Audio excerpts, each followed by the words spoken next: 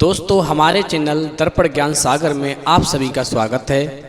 तो मित्रों, आज का विषय है कौन सी स्त्री पति को धोखा अवश्य देती है। हर इंसान यही चाहता है कि जिस लड़की के साथ उसकी शादी हो वो चरित्रवान हो, हमेशा उसका सम्मान करे और घर में सबको समझ के चले। मगर फिर भी कुछ स्त्रियां ऐसी होती हैं जो पुरुष के जीवन को बर्बाद कर देती हैं। तो आइए पहले आप एक कहानी सुने, फिर आप अपने आप समझ जाएंगे कि कौन सी स्त्री चरित्रहीन हो ही जाती है। मित्रों, एक जंगल में एक मोर मोरनी रहते थे। अक्सर वो एक नगर में जाकर एक ऊंची सी छत पर बैठते थे जहां से उनको पूरा गांव साफ साफ दिखाई देता था। वहीं एक दिन मोरनी ने देखा कि गांव की कुछ स्त्रियां अपने पति के साथ में धोखा कर रही हैं, अपने चरित्र को बेच रही हैं।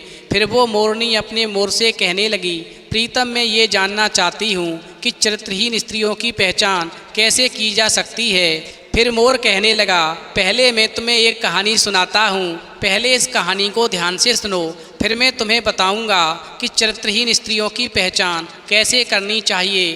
तो मित्रों, कहानी शुरू करने से पहले मेरा आप सभी से अनुरोध है कि आप हमारी कहानी में खो जाएं। उससे पहले हमारे चैनल को सब्सक्राइब करके बेल आइकन अवश्य दबा लें, जिससे हमारी हर वीडियो का नोटिफिकेशन सबसे पहले आप तक पहुंच सके और आप हमारी हर वीडियो से प्राप्त ज्ञान का अपने जीवन में लाभ उठा सकें। तो आइए कहानी शुरू करते हैं। मोर कहता है, बहुत पुराने समय की बात है। एक बहुत ही गरीब आदमी था। उसका एक ही बेटा था, पर वो अपनी गरीबी के कारण अपने इकलौते बेटे का भी पेट नहीं भर पाता था। अपने पिता की गरीबी से तंग आकर एक दिन उसका बेटा उससे बोला, मेरे प्यारे पिताजी, इस गरीबी में आपको अपना पेट भरना ही इतना मुश्किल हो रहा है। मैं आपके लिए बोझ बन गया हूँ। क्यों न मैं खुद ही बाहर जाकर अपनी रोजी रोटी कमाऊँ, क्योंकि इस छोटे से गांव में कोई भी काम मिलना संभव नहीं है। चूँकि अपने बेटे को देने के लिए गरीब पिता के पास में आशीर्वाद के सिवाय कुछ भी नहीं था। माता पिता ने भारी मन से अपने बेटे को विदाई दी। फिर वो लड़का अपने भाग्य को आजमाने के लिए गांव से शहर की ओर चल दिया। वहीं शहर पहुंचने पर उसे पता लगा कि उनके राजा की किसी और राजा के साथ में लड़ाई चल रही है और राजा को स्वस्थ नौजवानों को अपनी सेना के लिए ज़रूरत है। इस प्रकार वो लड़का भी बिना कुछ सोचे समझे झट से राजा की सेना में भर्ती हो गया। उधर शत्रु राजा की सेना बहुत ही शक्तिशाली थी। उसकी सेना के सामने इस लड़के के राजा वाली सेना का टिकना बहुत ही कठिन हो रहा था। इसका सेनापति सबको साहस बंधा रहा था, पर बहुत सारे सिपाही अपनी जान बचाकर भागने लगे थे। इस बहादुर लड़के ने जिंदगी को बहुत ही करीब से देखा था। गरीबी की जिंदगी जीने से तो लड़ते लड़ते मरना ज़्यादा अच्छा है, ऐसा सोच कर के उसने पीठ दिखा कर के भागने वाले सभी सिपाहियों को शत्रु का बहादुरी से सामना करने के लिए उकसाया। तो भाग रहे सिपाही भी वापस आ गए और अपनी मातृभूमि की रक्षा के लिए जी जान से लड़ने लगे। अंत में शत्रु की सेना को मैदान छोड़ करके भागना पड़ा। वहीं बूढ़े सेनापति ने राजा से इस लड़के की बहादुरी की बहुत प्रशंसा की। इस प्रकार उसे बहुत सारा धन इनाम में दिया गया और साथ ही अपने राज्य में ऊंचे पद पर राजा ने रख लिया। इस प्रकार वो गरीब लड़का जो था अब गरीब नहीं रहा और राज दरबार और राजमहल का एक हिस्सा बन गया। वहीं राजा की एक बेटी थी जो बहुत ही सुंदर थी, पर अभी तक उसे उसकी पसंद का कोई भी लड़का नहीं मिला था, यानी कोई भी राजकुमार नहीं मिला था, क्योंकि उसने कसम खाई थी कि वो उसी लड़के के साथ में शादी करेगी जो उसे इतना अधिक प्यार करेगा कि उसके मरने के बाद में वो उसी की कब्र में साथ साथ दफन हो जाएगा। और अगर उसका पति पहले मरता है तो वो भी उसी के साथ में उसकी कब्र में दफन हो जाएगी, क्योंकि पति की मृत्यु के बाद में उसके जीवन का कोई महत्व ही नहीं रह जाएगा।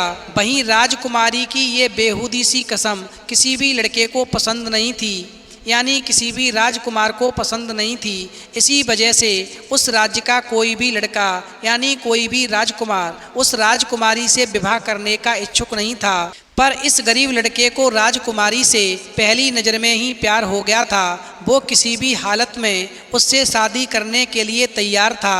वहीं राजा ने लड़के को बहुत समझाया कि ये सब काम उसके बस की बात नहीं है। जीते जी किसी और के साथ में उसकी कब्र में बंद रहना इतना आसान नहीं है। इसलिए शादी के लिए हाँ करने से पहले तुम्हें अच्छी तरह से सोच विचार कर लेना चाहिए। कहीं ऐसा न हो कि बाद में अपना वचन पूरा न कर सको, और अगर तुम अपना वचन नहीं निभा सके तो तुम्हें मौत के घाट में उतार दिया जाएगा।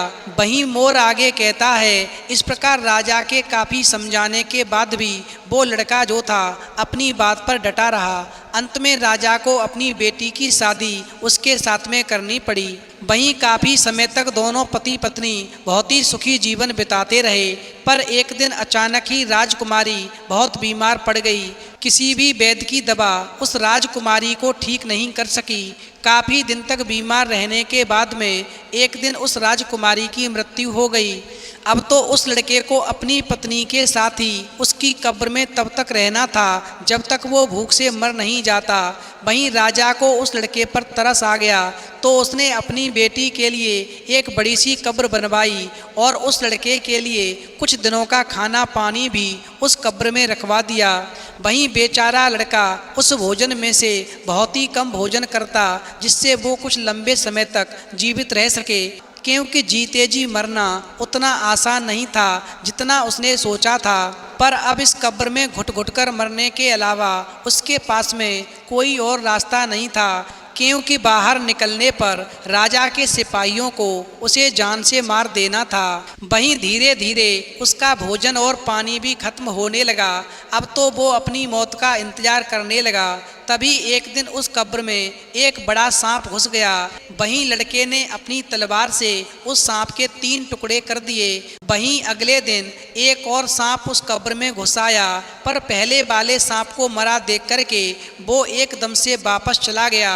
फिर थोड़ी देर के बाद में वो सांप पुनः अपने मुंह में एक बूटी लेकर के फिर से कब्र में आया और उस बूटी को मरे हुए सांप के फन आँखों पर रखा तो वो सांप जो था फिर से जीवित हो गया।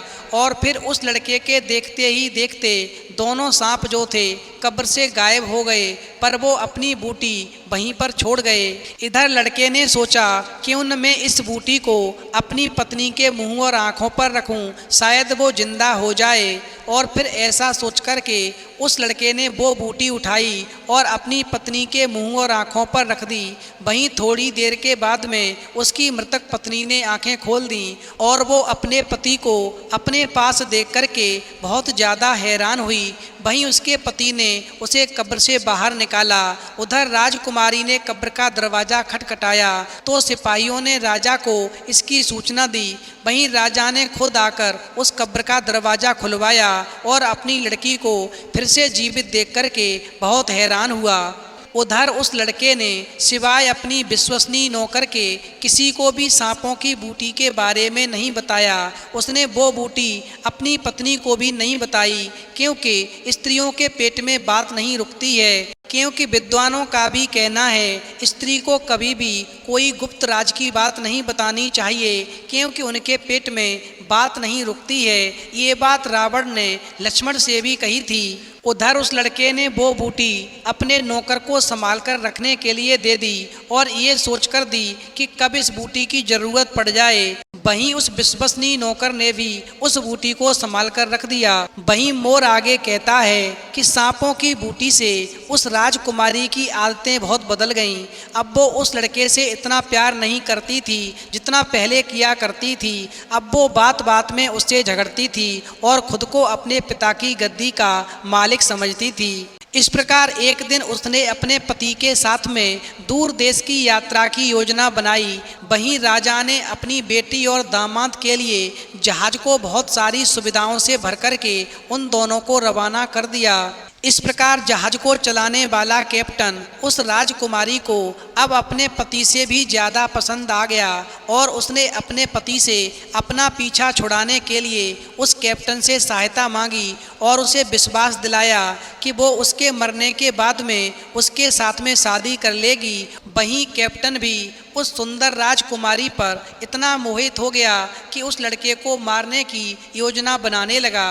वहीं एक रात को जब उसका पति सोया हुआ था तो राजकुमारी और जहाज के कैप्टन ने उस लड़के को उठा करके समुद्र में फेंक दिया। वहीं ये सारी घटना उस लड़के का विश्वसनीय सेवक देख रहा था और ये सब देख करके उसे बहुत दुख हुआ।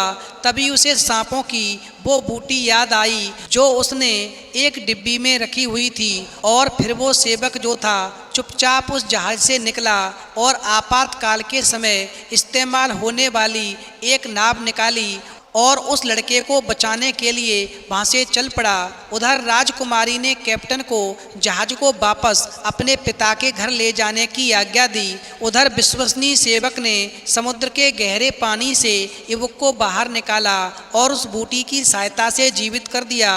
और फिर उस विश्वसनीय नौकर ने उस लड़के को नाव में बिठा करके उसे राजकुमारी से पहले ही राजा के महल में पहुँचा दिया।